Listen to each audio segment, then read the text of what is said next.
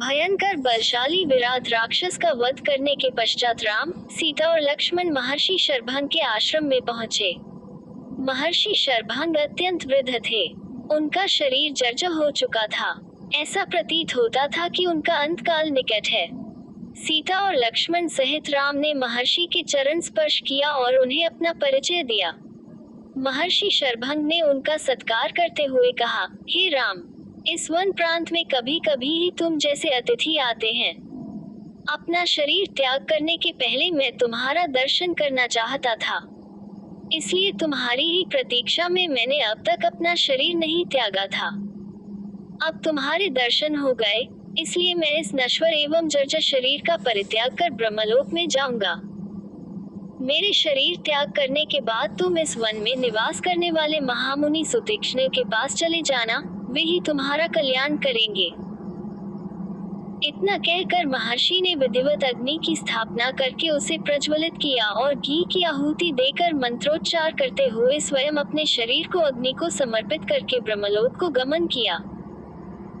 महामुनि शरभंग के ब्रह्मलोक गमन के पश्चात आश्रम की निकटवर्ती कुटियाओं में निवास करने वाले ऋषि मुनियों ने वहां आकर रामचंद्र से प्रार्थना की, हे राघव, क्षत्रिय नरेश होने के नाते हम लोगों की रक्षा करना आपका कर्तव्य है।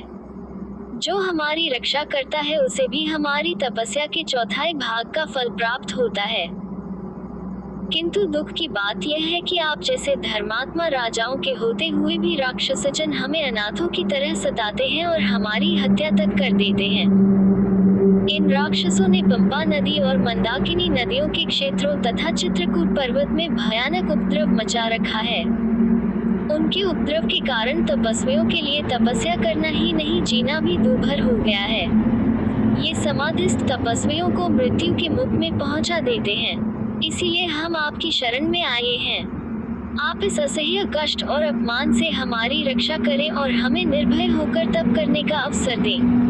राम बोले, हे ऋषि मुनियों, आपके कष्टों के विषय में सुनकर मैं अत्यंत व्यथित हुआ हूँ। पिता की आज्ञा से अभी मुझे 14 वर्ष पर्यंत इन वनों में निवास करना है।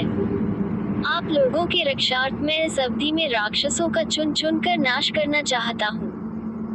आप सबके समक्ष मैं प्रतिज्ञा करता हूँ कि अपने भुजबल से मैं पृथ्वी के समस्त ऋषि द्रोही राक्षसों को समाप्त कर दूंगा। आप लोग मुझे आशीर्वाद दें ताकि मैं इस उद्देश्य में सफल हो सकूं। इस प्रकार से उन्हें धैर्य बंधा और राक्षसों के विनाश की प्रतिज्ञा कर रामचंद्र सीता और लक्ष्मण के साथ मुनि सुतीक्ष्ण के आश्रम में आए। उन्होंने अत्यंत वृद्ध महात्मा सुतीक्ष्ण के चरण स्पर्श किए और उन्हें अपना परिचय दिया। राम का परिचय पाकर महर्षि अत्यंत प्रसन्न हुए।